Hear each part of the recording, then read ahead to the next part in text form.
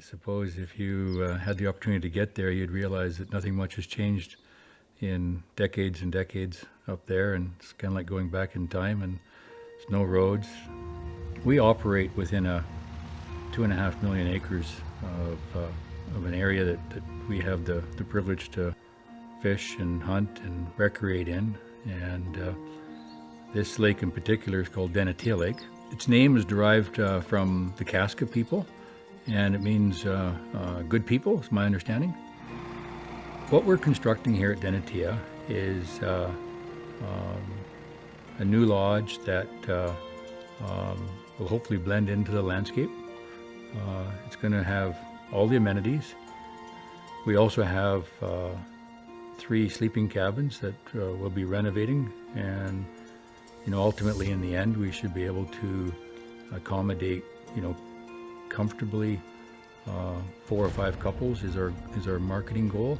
The construction part, you have to realize we're about 130 miles from the nearest town, and everything comes by airplane. We operate float planes. There's no airstrip there, but the logistics of building this place is monumental, to say the least. We started the ground excavation last summer, and when you're trying to dig up great big roots with a shovel and move earth with wheelbarrows and shovels, it takes time and strong backs and dedication by staff. I think we poured about 26 meters of concrete, and the gravel came in a wheelbarrow from several hundred yards away. I lost track of how many wheelbarrow tires we wore out on the wheelbarrows, and then the sand, all the mixing of the concrete, the pouring of the concrete is all pretty manual. When we started the foundation and everything, we also flew in a sawmill. We were fortunate that around the lake there's lots of dead standing trees. So we had the authorization from BC Parks to cut dead standing trees, and we milled approximately 26,000 board feet of wood. So this summer we started building up from the foundation.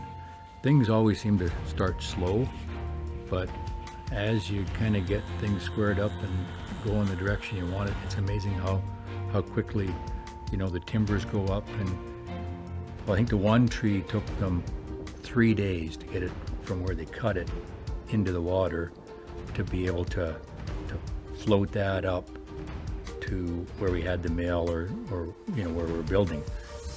We got them standing up, and now I'm thinking to myself, we have to lift it and put it on the cement pad, which has a pin in the middle.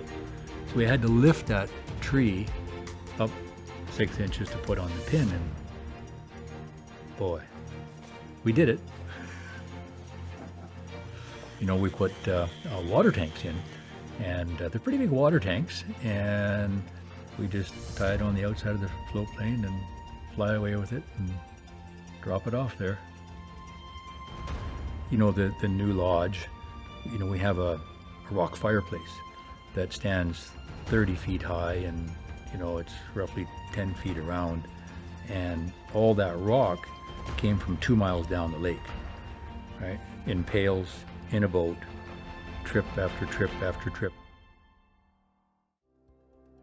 So one of the things that we're hoping that to achieve by building this is being able to share